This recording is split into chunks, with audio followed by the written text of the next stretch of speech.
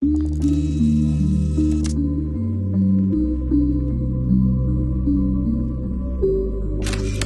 what's going on? This is Zach from Stable Minded. We're here doing Stable Spotlight with Maurice from Lulo. First, I got to say huge shout out. As you can see, he's rocking the Stay Stable hoodie. He's been a day one supporter of the brand. So, Maurice, it's finally good to meet you in person, man. How's ETH Denver been for you? I love ETH Denver. This is my third year in a row. I think my fourth ever. I absolutely love it. I also have family here, so makes it really easy to justify coming and staying and networking. And, absolutely. Yeah. Dude, so tell us more about Lulo. And I love what we were just riffing on a bit, where we said you're like the most vanilla DeFi protocol out there. So tell for people that may not know about Lulo, like, what are you guys doing? Absolutely. So Lulo is Solana's original lending aggregator. We specialize in stablecoin lending. We have 4 of the major DeFi platforms on Solana integrated, 7 over-collateralized lending pools on those platforms that we route through. And we used to specialize in rate maximized yield, which was just every 60 minutes we'd reroute your funds if better rates became available.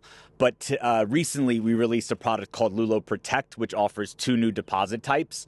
And we can't call it insurance legally, but it is sort of like a DeFi native insurance, and it gives people more peace of mind against hacks and bad. What was the inspiration for that product? Was just seeing like people like, you want to go get 10% on your on your stable coins, but you also don't want to get screwed. Yeah. So 2024 we launched as FlexLend, January of 2024, and everything we did was built on user feedback. So every feature we released, every UI update was based on user feedback. And the number one request was insurance. And at present, every insurance product that has been in crypto and is currently in crypto has a lot of issues. And there's middlemen and intermediaries, and it just is not a very easy system, and it hasn't worked. So what we've done with Lulo Protect is the closest thing that we were able to do in a DeFi native way that is also ecosystem supportive. And And so as a user, when I go on, like, what would the experience be like if I want to go into a protected pool versus non-protected? What is like the difference in the yield that you're seeing right now? Does it matter about the stable coin?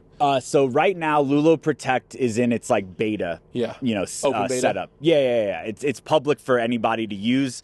Right now, it's just USDC because that is the most popular stablecoin on Solana.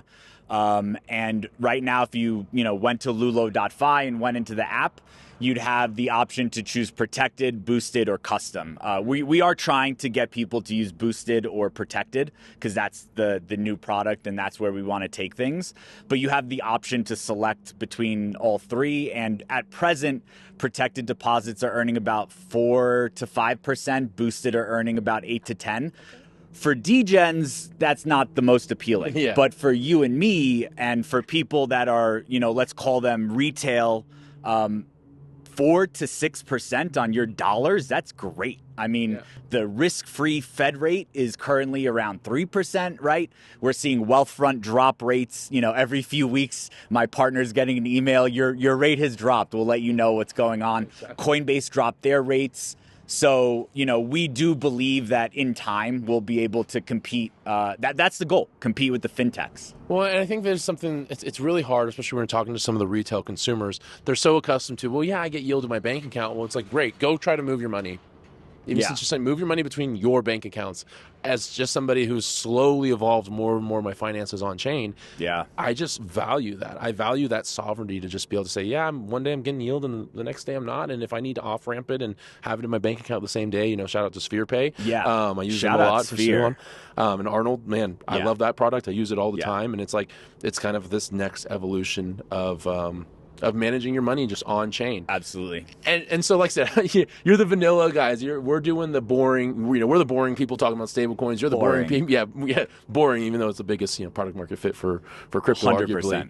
Arguably. Where do you go next? I mean, Protect is a huge product. You guys, and talk to me about how many users you have, what deposits are looking like right now. So, why can I actually trust that? I'm going to go on Lulo and like there's a lot of people using the platform. Yeah. So right now we have about 14,000 users. Wow.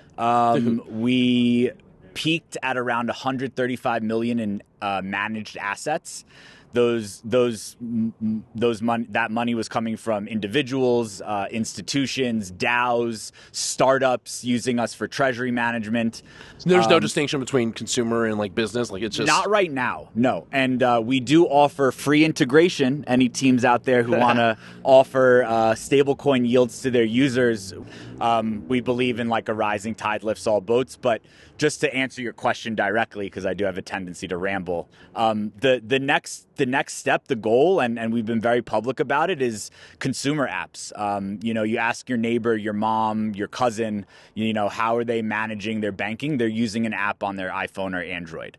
So right now we have the app in development. I don't have any release dates in mind, but that's what the protected product is intended for, is for your cousin, your sister, your family, my grandma. Like, we really want to bring as many people on chain for saving and building wealth, right? Maybe holding Solana or ETH or Bitcoin isn't in everybody's tool house, but everybody should be saving money.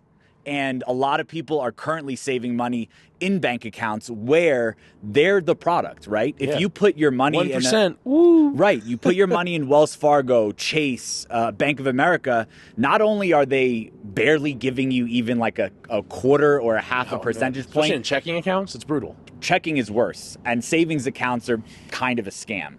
And they're hot take, or not so hot take, arguably.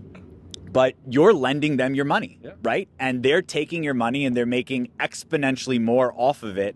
And I think that's part of what we as people building in crypto, building in DeFi need to do is educate them on the risks of participating in TradFi, which often are more on the, you're not getting all the value you can get from it.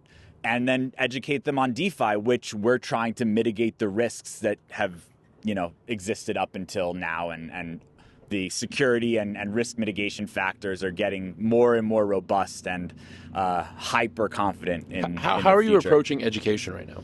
Yeah, so we do as much of this kind of stuff as possible. We go out into communities, we go to events, we go into AMAs, demos, group chats, one-on-one calls, and just try to talk to people and gather information. I think like anybody that is working in this ecosystem, stablecoins, DeFi, whatever it might be, it's on you to educate. And I think the best way to set the foundation for that education is to talk to people. Where are they confused?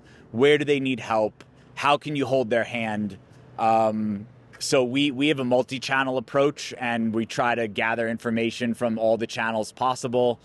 Yeah, I hope that answered the question. No, that definitely answers. I guess one question I also have, do you have anybody that you're like super surprised that's a user of Lulo that you've come across? Yeah, so we actually have a lot of like artists on Solana that use Lulo and don't use any other DeFi or crypto products. They probably don't even know the names of the four ones that you're exactly. They don't know the partners per se. We do have a few people that have onboarded their parents. That's so cool. One of the founders of Lulo, his father set up his own account without even asking us for help. And that was amazing because it shows that like we're heading in the right direction. And do you have to bring a wallet with you, or do you have infrastructure in place, or is that the phase 2? Yeah, so that is part of phase 2, but right now we do have TipLink integrated, so you can create a non-custodial wallet using TipLink, which you log into using your Google. You do need to have some blockchain savvy, and you do need to on-ramp and off-ramp or on-ramp into the TipLink wallet. But that's high on our priority list, is how do we make this as easy as possible?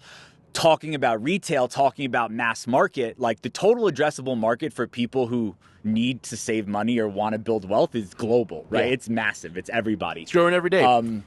Every day. And that's part of where we see this iOS and Android app going. If you could connect your bank account or you could deposit with Apple Pay, that changes the whole game. I mean, I think at the end of the day, people are used to having one place they go to manage their money, and that's where we see, you know, stable. If you're managing your finance with stable coins, it needs to feel the same way. Exactly. And so I think you guys are on an awesome track. Anything else you want to leave people with? Any contrarian hot takes going into 2025 or 2026? Yeah, I think you hit on it. You made a comment about it, and I firmly believe this. Like, I've been in crypto since 2011. My neighbors were mining Bitcoin on home computers. I'm not a whale, but you know, I firmly believe from the deepest depths of my soul and heart that stablecoins are the greatest product to ever come out of crypto. It solves the most real-world problems. It actually improves lives. And I think over the course of the coming few months, we're going to see stablecoins, I believe, will be one of the saving graces for crypto. Most people that aren't familiar with crypto immediately think of scams, they think of exploits, they think of a lack of security, they think of FTX. And I think as we grow collectively, we're going to see stable coins shed light on the positive aspects of crypto, the opportunities that lay in there. I firmly believe crypto is the great equalizer of the world, and stable coins is the product that allows crypto to bring that equalization factor. So for me, stable coins are absolutely, Maurice, they're the best. This has been great. Thanks for meeting up with us at Stable brother, Spotlight at ETH Denver. Hope to see you next time. See you later.